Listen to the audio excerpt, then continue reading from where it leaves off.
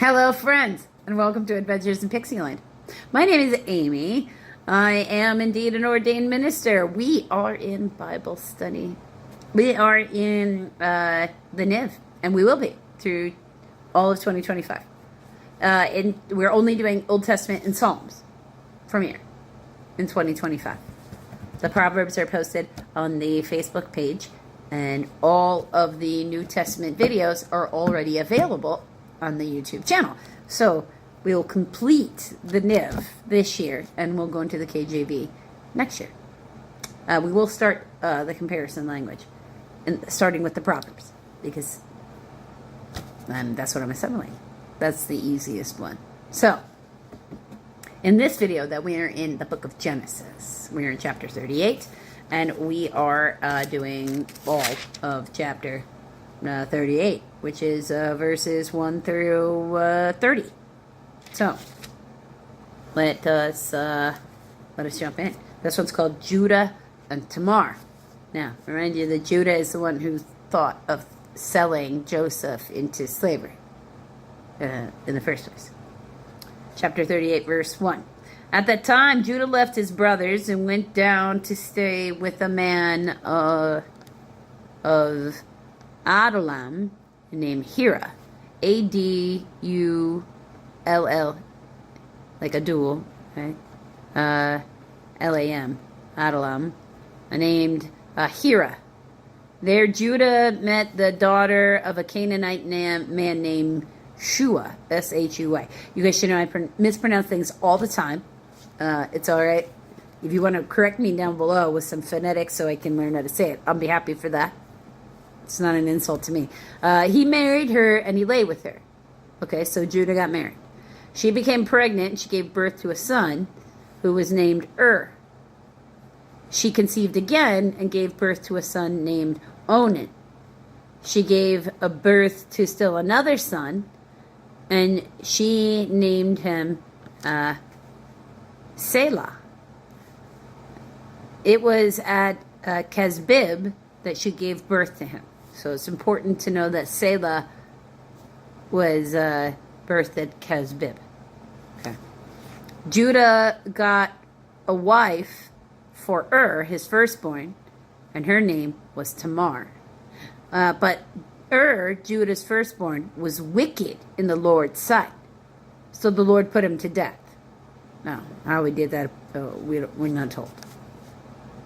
He usually uses, nature.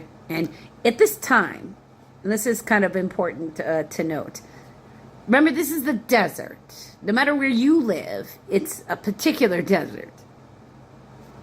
I live in a desert. Now, I don't live up enough near the mountains that I have to worry about mountain lions. But if I lived more in a higher elevation, I would have to worry about mountain lions. They had to worry about lions. Not just mountain lions. They had lions. Okay? They had, and they weren't as big as the lions in Africa, but they did have lions. They had wild animals. We have to worry about coyotes. We have to worry about wild boar. And there's all kinds of things to worry about when you're out in the desert. So and if he's going to use nature, there's a lot of ways that the Lord could have put him to death. Then Judah said to Onan, lie with your brother's wife and fulfill your duty to her as a brother-in-law to produce offspring for your brother.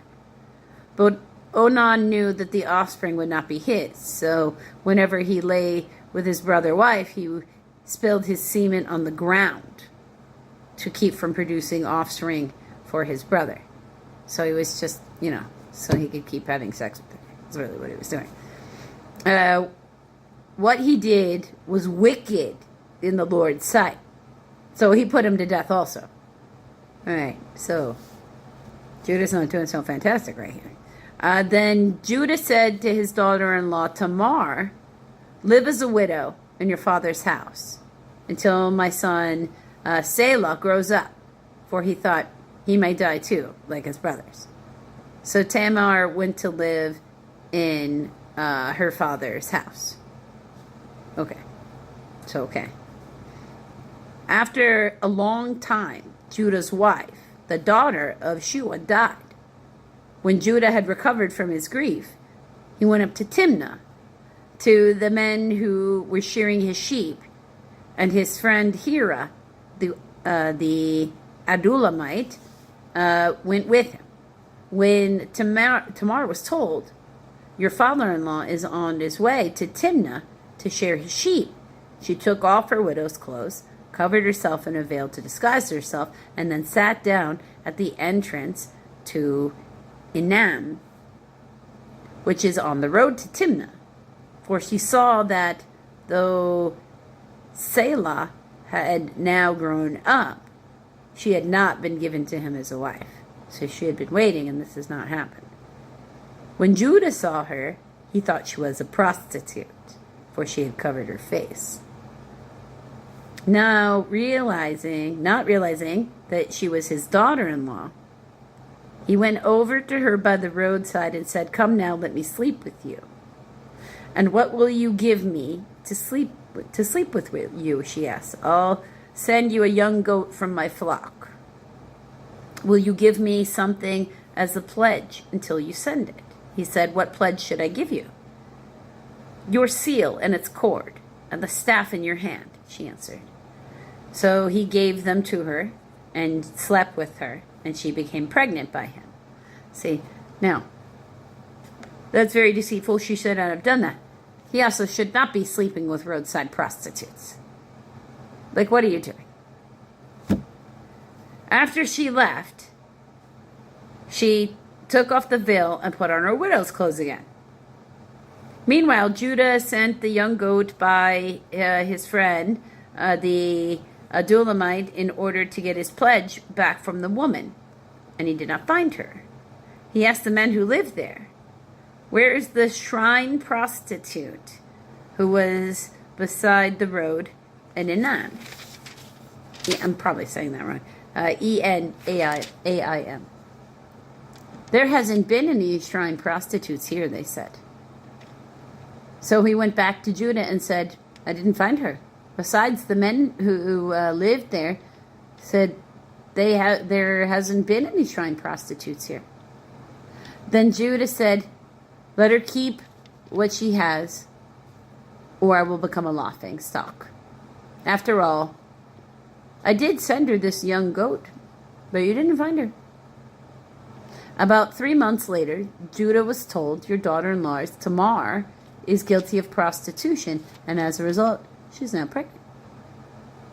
Judah said, "Bring her out and have her burned to death." As she was being brought out, she sent a message to her father-in-law, "I am pregnant by the man who owns these." And she added, "See if you recognize whose seal and cord and staff these are." Judah recognized them and said, "She is more righteous than I, since I wouldn't give her to my son Selah." And he did not sleep with her again.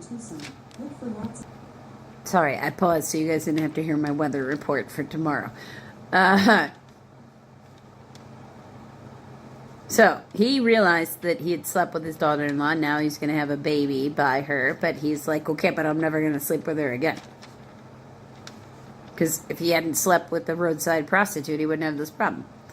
When the time came for her to give birth, there were twin boys in her womb. As she was giving birth, one of them put out his hand. So the midwife took a scarlet thread and tied it around his wrist. This one came up first.